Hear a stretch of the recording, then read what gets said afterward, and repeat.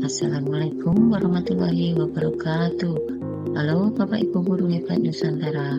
Di sini saya akan memaparkan koneksi antar materi modul 1.1 mengenai kesimpulan dan refleksi dari pemikiran Ki Hajar Dewantara. Perkenalkan, nama saya Wahyu Puspasarit Naningsih, calon guru penggerak angkatan 10 dari SD Negeri 1 Sidoarjo, Kabupaten Wonogiri.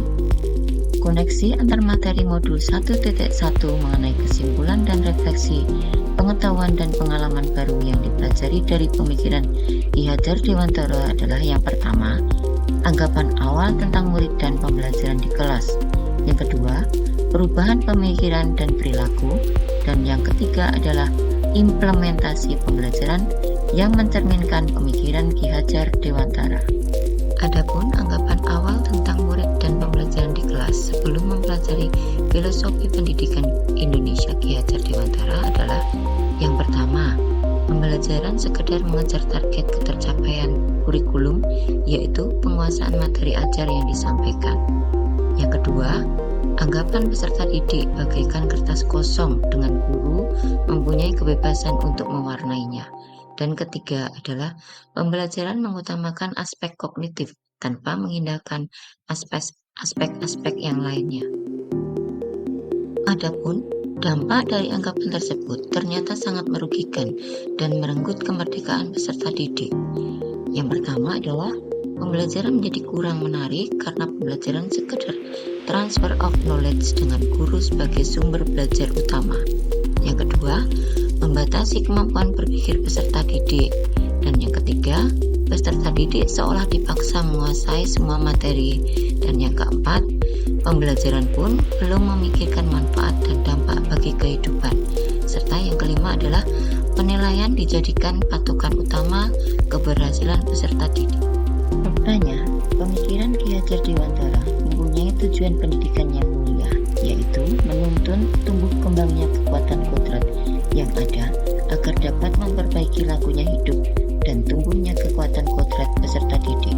Nah, harapannya perlu terjadi perubahan dalam nuansa pembelajaran yang lebih nyaman dengan peserta didik, berdiskusi, berekspresi, sehingga pembelajaran tidak hanya mendengarkan penjelasan dari guru.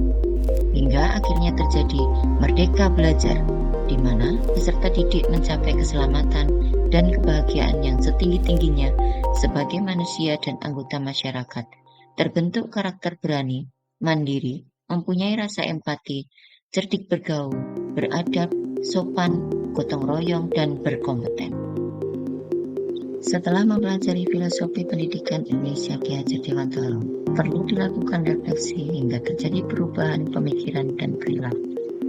Yang pertama adalah perubahan mindset atau pemikiran kita sebagai pendidik hendaknya mempunyai pemikiran bahwa sumber belajar sesungguhnya ada di sekitar lingkungan kegiatan belajar. Daun jatuh pun dapat dijadikan sebagai sumber belajar dari alam sekitar. Sumber belajar dapat pula diperoleh dari teman, pemanfaatan teknologi, buku, dan lain-lain. Selanjutnya, pembelajaran bukan sekedar pencapaian target kurikulum. Sejatinya, pembelajaran adalah mencapai keselamatan dan kebahagiaan yang setinggi-tingginya sebagai manusia dan anggota masyarakat untuk menghadapi kehidupan yang sesungguhnya. Yang kedua adalah cermat melihat dan menggali bakat peserta didik. Sesungguhnya peserta didik terlahir dengan membawa keunikan, karakteristik, dan potensi masing-masing. Berdasarkan latar belakang tersebut, tugas pendidik adalah menciptakan iklim pembelajaran, mengembangkan potensi peserta didik. Tujuannya adalah potensi yang dimiliki menjadi life skills untuk bertahan hidup dan menjadi bekal di masa yang akan datang. Yang ketiga adalah pentingnya pemberian penghargaan atau reward sebagai bentuk pemberian penguatan terhadap tingkah laku positif peserta didik agar terulang kembali atau ditingkatkan. Dengan dapat diberikan berupa tepuk tangan, pemberian yel-yel semangat, tanda bintang, pujian, dan lain-lain. Memang terlihat sederhana, tetapi memberikan dampak yang luar biasa untuk memunculkan motivasi dalam diri peserta didik. Adapun umpan balik terhadap hasil refleksi adalah diimplementasikan dalam pembelajaran yang mencerminkan pemikiran Ki Hajar Dewantara. Yang pertama adalah dengan penerapan Student Centered Learning atau SCL, menjadikan peserta didik sebagai subjek pembelajaran. Pembelajaran menggunakan pendekatan saintifik dan kompetensi pelajar abad 21, yaitu critical thinking, creativity, communication, dan collaboration, dengan pemberian reward atau penghargaan terhadap tingkah laku positif peserta didik.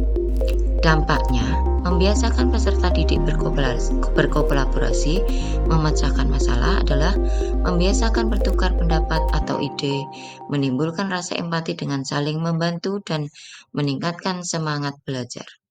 Yang kedua, kebebasan berpikir dan berkreasi, yaitu membebaskan peserta didik untuk berekspresi dengan menggunakan cipta, rasa, karsa, dan raga sesuai kodrat alam dan kemerdekaan. Di sini, guru perlu mengembangkan sikap among dengan mengedepankan asah, asih, dan asuh berlandaskan ing ngarso sung tulodo, ing madya mangun karso, dan tut uri hendayani. Dampaknya, peserta didik dapat mengembangkan kreativitas, imajinasi, motoriknya, serta kemampuan memecahkan masalah dan meningkatkan rasa percaya diri dalam berekspresi. 3. Kolaborasi kepala sekolah, guru, dan orang tua atau wali murid. Bahwa ekosistem belajar peserta didik dipengaruhi oleh tripusat pendidikan, yaitu keluarga sebagai unsur pertama dan utama, sekolah di mana peserta didik mendapatkan ilmu yang berguna mengarungi kehidupan, serta masyarakat di mana terjadi learning by doing. Untuk itu, perlu adanya kolaborasi dari kepala sekolah, guru, dan orang tua atau wali murid agar terbentuk komunikasi, integrasi, dan kerjasama dalam menuntun peserta didik dalam tumbuh kembangnya sesuai kodrat alam dan kodrat zaman. Dengan demikian, tujuan akhirnya pembelajaran tidak hanya mengandalkan sistem ranking atau peringkat yang meresahkan peserta didik dan orang tua. Sebagai pendidik, hendaknya menyadari setiap peserta didik memiliki bakat dan potensi masing-masing.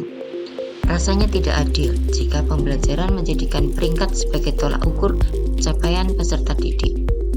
Pembelajaran yang menuntun peserta didik tumbuh sesuai kodrat alam dan zamannya, sehingga dapat mencetak generasi yang tangguh, terampil, amanah, nasional, gembira, giat, unggul, dan humanis, serta kompeten dan berbudi pengertian di lingkungan masyarakat. Demikian yang dapat saya sampaikan. Sampai jumpa pada kesempatan berikutnya. Salam dan bahagia, guru bergerak, Indonesia maju. Wassalamualaikum warahmatullahi wabarakatuh.